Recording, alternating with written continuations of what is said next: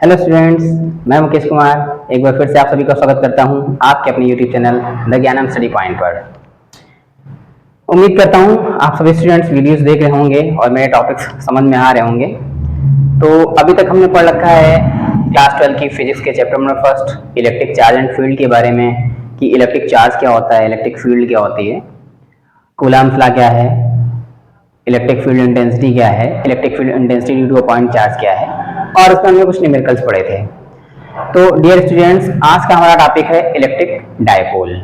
उसके आगे कंटिन्यू करेंगे इलेक्ट्रिक डायपोल मोमेंट, मतलब वैद्युत द्विध्रुव क्या होता है, वैद्युत द्विध्रुव आघूर्ण क्या होता है, और हम पढ़ेंगे electric field intensity due to a point charge at axial point of electric dipole. कहने का मतलब है कि वैद्युत द्विध्रुव की अच्छी स्थिति पर वैद्युत क्षेत्र की तीव्रता और इक्वेटोरियल प्लेन यानी कि निरक्षीय स्थिति पर या निरक्षीय बिंदु पर हमें वैद्युत क्षेत्र की तीव्रता का व्यंजक प्राप्त करना है। तो आज के टॉपिक में देखते हैं कितना कवर होता है।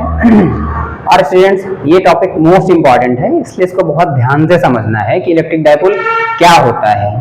ठीक है, वैद्युत द्विध्रुव इलेक्ट्रिक डायपोल। सबसे पहले इसका डायग्राम देख लेते हैं। डायग्राम क्या है, यहां पे एक चार्ज है पॉइंट चार्ज यानी कि बिंदु आवेश से माइनस Q, और यहां पे एक बिंदु आवेश है प्लस Q। इन दोनों के बीच की जो दूरी है 2L है। कहीं कहीं पर 2L लिखा होगा, 2A लिखा होगा किसी किसी बुक में, डोंट माइंड, वो डिस्टेंस है, कुछ भी ली जा सकती है, 2L 2A 2S कुछ भी लेना हो। तो एक पॉइंट चार्ज ये रखा है, एक पॉइंट चार्ज ये रखा है, इन दोनों के बीच की डिस्टेंस क्या है, 2L है। तो ये हमारा जो निकाय बन गया, ये जो पूरा सिस्टम बन गया, ये कहलाता है वैद्युत द्विध्रुव। कहने का मतलब जैसे मान लिया जाए हमारे पास एक मार्कर है, हम यहाँ पर कोई धनावेशित बिंदु रख लें और यहाँ पर कोई ऋणावेशित बिंदु रख लें, ऋणावेशित ऑब्जेक्ट, यहाँ पे कोई धनावेशित ऑब्जेक्ट रख लें, और इसके बीच की जो दूरी है बहुत कम है, तो ये किसकी तरह बिहेव करेगा, ये हमारे पास वैद्युत द्विध्रुव की तरह बिहेव करेगा। ठीक है, और ये जो दूरी होती है बेटा, ये बहुत अल्प दूरी होती है। ठीक है, बहुत शॉर्ट डिस्टेंस होती है इन दोनों के बीच में। ठीक, तो ये हमारे पास जो सिस्टम बन गया, इसको हम बोलेंगे वैद्युत द्विध्रुव। अब देखते हैं इसको डिफाइन कैसे करेंगे, इसको परिभाषित कैसे करेंगे। तो परिभाषा बहुत आसान है कि यहाँ पर एक चार्ज रखा है, यहाँ पर भी वही चार्ज रखा हुआ है, दोनों का परिमाण समान है। परिमाण का मतलब मैग्नीट्यूड दोनों का इक्वल है कि अगर यहाँ पे 5 कूलम्ब का आवेश है तो यहाँ पे कितने का आवेश होगा, 5 कूलम्ब का आवेश होगा। ये हो गया उसका मैग्नीट्यूड, मतलब परिमाण समान है। लेकिन उनकी प्रकृति कैसी है, तो उनकी प्रकृति है विपरीत प्रकृति के दोनों है। ये ऋणावेशित है और ये कैसा है, धनावेशित है। ठीक है, तो वैद्युत द्विध्रुव एक ऐसा निकाय होता है जिसमें दो बराबर परंतु विपरीत प्रकार के आवेश एक दूसरे से अल्प दूरी पर स्थित होते हैं, उसे हम वैद्युत द्विध्रुव कहते हैं। ठीक, एक बार मैं लिखे दे रहा हूं, ऐसा निकाय जिसमें दो बराबर परंतु विपरीत प्रकार के आवेश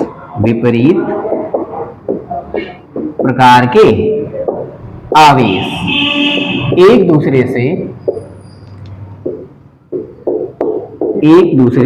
से अल्प दूरी पर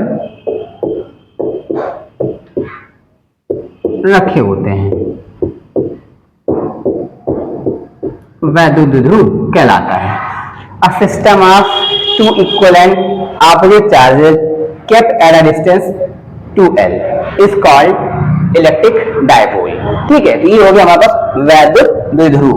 ठीक है, कि दोनों आवेश होंगे, दोनों बराबर होंगे, परंतु परिमाण में कैसे होंगे, विपरीत होंगे, और ये दोनों के बीच की जो दूरी होगी बहुत ही अल्प दूरी होगी। इतनी सी बात है इसमें। अच्छा, अब देखते हैं इसको कि अगर हम यहाँ पे क्या करें, इसको हटा देता हूँ एक मिनट, कि अगर यहाँ पे परपेंडिकुलर बाइसेक्टर डाल लें, यानी कि एक लंब खींच लें, तो लंब का मतलब ये इसका क्या कहलाएगा, मिड पॉइंट। मिड पॉइंट का मतलब मध्य बिंदु, जिसको हम नाम दे सकते हैं O। तो ये भैया मध्य बिंदु है इसका, यानी कि यहाँ से लेके यहाँ तक की दूरी और यहाँ से लेके यहाँ तक की दूरी, मतलब टोटल दूरी हो गई डिवाइड बराबर हिस्सों में। तो इतनी दूरी क्या कहलाएगी बेटा, L, और ये भी दूरी क्या कहलाएगी, L, यानी कि अगर हम इसका मध्य बिंदु O ले लें तो मध्य बिंदु को दोनों तरफ दूरियां कितनी हो जाएंगी, L और L। अगर फिर से ध्यान से देखा जाए तो यहाँ पे हमारे पास एक कार्तीय तल बन जाता है, यानी कि ये x अक्ष हो जाएगी और ये क्या हो जाएगी, y अक्ष। ये x डैश यानी कि x अक्ष की ऋणात्मक दिशा हो जाएगी और ये y की ऋणात्मक दिशा हो जाएगी। इसलिए यहाँ पे जो हमारे पास वैद्युत द्विध्रुव होता है वो x अक्ष के अनुदिश होता है, ठीक। और इसीलिए यहाँ पर पहले ऋणात्मक आवेश रखा जाता है और यहाँ पर धनात्मक आवेश रखा जाता है। कुछ स्टूडेंट्स हमारे यहाँ पे प्लस क्यू रख देते हैं, यहाँ पे माइनस क्यू, जो कि थोड़ा सा गलत है, क्योंकि ये वाला जो x अक्ष की ऋण दिशा होती है और ये जो दिशा होती है वो x अक्ष की धन दिशा होती है, इसलिए ऋणात्मक आवेश को पहले लिखा जाता है और धनात्मक आवेश को बाद में लिखा जाता है, ठीक। तो ये हो गया हमारे पास वैद्युत द्विध्रुव। वैद्युत द्विध्रुव का मध्य बिंदु O है, इसकी भी इस तरफ की डिस्टेंस L हो गई और यहाँ की भी डिस्टेंस L हो गई। एक बात और यहाँ पे ध्यान रखने एक पॉइंट कि पहले से ही दोनों आवेशों के बीच में जो दूरी 2L थी वो भी अल्प थी, बहुत छोटी दूरी थी। अब उसको फिर से आधा कर दिया कि ये दूरी फिर और ज्यादा छोटी हो जाएगी, यानी कि जो L बचेगा वो बहुत ही लघु दूरी कहलाएगी, ठीक है। और हमारे पास जो वैद्युत द्विध्रुव होता है उसको आइडल इलेक्ट्रिक डायपोल तभी बोलेंगे जब इनके बीच की दूरी बहुत कम हो, ठीक है। ये हो गया। अब हमारा अगला टॉपिक है, मतलब इसी के बाद में है वैद्युत द्विध्रुव आघूर्ण। वैद्युत द्विध्रुव आघूर्ण। अच्छा, ये वैद्युत द्विध्रुव आघूर्ण क्या होता है? तो डेफिनेशन देखने के पहले हम इसका फॉर्मूला देखते हैं। डेफिनेशन फॉर्मूले से हमेशा लर्न होती है, उसको रटना नहीं है, मगर नहीं करना है। पहले मान लिया जाए कि ये जो इलेक्ट्रिक डायपोल है, इलेक्ट्रिक डायपोल मोमेंट है, उसको हम P से डिनोट करते हैं। तो P इक्वल्स टू फॉर्मूला होता है 2L into Q, ठीक है। अब ये कैसे फॉर्मूला होता है? यानी कि ये जो हमारे पास वैद्युत द्विध्रुव था, इन दोनों आवेशों में कोई एक आवेश, कोई भी एक आवेश, उसका केवल परिमाण रखना है, मतलब मान रखना है, वाक्य में प्लस या माइनस से मतलब नहीं है। तो दोनों आवेशों में कोई भी एक आवेश यानी कि Q ले लिया गया और दोनों आवेशों के बीच की दूरी 2L ले ली गई। उन दोनों का क्या करवा दिया गया? गुणा। तो जो गुणनफल आया है वो किसके बराबर है? वैद्युत द्विध्रुव आघूर्ण के बराबर है। अर्थात यहाँ पे हमें लिखा जाएगा, इसी को और ऐसे लिख देते हैं 2QL, या कहीं कहीं पर लिखा होता है Q into D, P is equals to Q into D, जहां पे ये जो Q है वो दोनों आवेशों में कोई एक आवेश है और D जो है वो दोनों आवेशों के बीच की क्या है? दूरी है। वो ये फॉर्मूला इसलिए बोला जाता है कि न्यूमेरिकल करते समय हमें ये दो जो लिखा है 2L ये डिस्टर्ब ना करे, इसलिए हम 2L के प्लेस में क्या रख लेते हैं? D रख लेते हैं, क्योंकि ये जो 2L है पूरे वैद्युत द्विध्रुव की दूरी है, यानी कि वैद्युत द्विध्रुव के दोनों आवेशों के बीच की पूरी दूरी कितनी है? 2L। और कभी कभी स्टूडेंट्स गलती क्या कर देते हैं, न्यूमेरिकल में दूरी दी होती है, उस दूरी पे भी 2 का मल्टीप्लाई करवा देते हैं, तो फिर हमारा आंसर जो होता है वो गलत आ जाता है। इसलिए यहाँ पे हम जब फॉर्मूला लगा करके न्यूमेरिकल सॉल्व करते हैं तो P equals to Q into D लिखते हैं। और हम कैसे पाते हैं इसको? इलेक्ट्रिक डायपोल मोमेंट यानी कि वैद्युत द्विध्रुव आघूर्ण को कैसे प्राप्त कर सकते हैं? दोनों में से कोई एक आवेश रख लिया जाए और दोनों आवेशों के बीच की दूरी रख ली जाए, उनका जो गुणनफल होगा वो कहलाता है वैद्युत द्विध्रुव आघूर्ण। तो इसको परिभाषित कैसे करना है? वैद्युत द्विध्रुव के किसी एक आवेश तथा दोनों आवेशों के बीच की दूरी के गुणनफल को वैद्युत द्विध्रुव आघूर्ण कहते हैं। अर्थात P बराबर 2QL, ठीक है। ये हो गया हमारे पास वैद्युत द्विध्रुव आघूर्ण। अच्छा, वैद्युत द्विध्रुव आघूर्ण बताता क्या है? तो वैद्युत द्विध्रुव आघूर्ण हमें वैद्युत द्विध्रुव की स्ट्रेंथ बताता है कि जो वैद्युत द्विध्रुव है ये कितना पावरफुल है, ठीक है। तो वैद्युत द्विध्रुव आघूर्ण यानी कि जो डायपोल मोमेंट होता है वो क्या बताता है? इलेक्ट्रिक डायपोल की स्ट्रेंथ, यानी कि वैद्युत द्विध्रुव की स्ट्रेंथ बताने के लिए, क्षमता बताने के लिए, कितना पावरफुल है, कितना मजबूत है वो, ठीक है। तो वो बताता है कौन? वैद्युत द्विध्रुव आघूर्ण।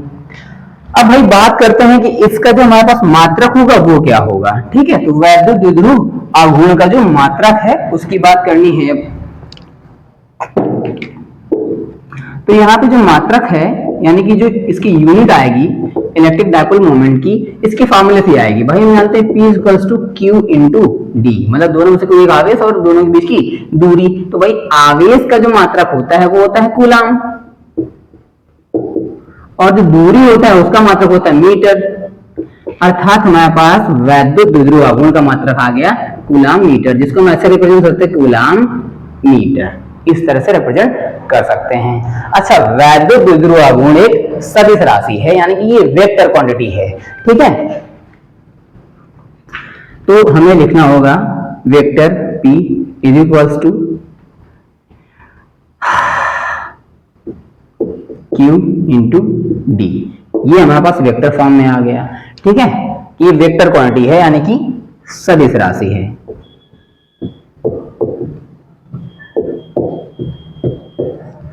ठीक, अगर इसका विमीय सूत्र पूछा जाएगा तो आवेश की जो विमा होती है AT होती है, और जो हमारे पास ये डिस्टेंस है उसकी विमा होती है L, तो इसकी आ जाएगी विमा LTA, यानी कि डायमेंशनल जो फॉर्मूला आएगा वो इसका आ जाएगा LTA।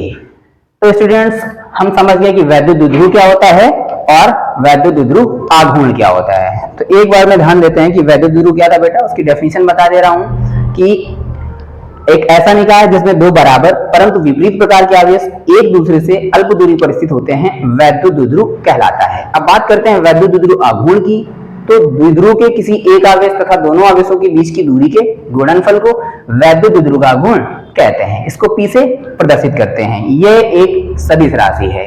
यदि वैद्युत द्विध्रुव का एक आवेश Q और उन दोनों आवेशों के बीच की दूरी 2L हो तब P बराबर 2QL, इसका मात्रक कूलाम मीटर होता है।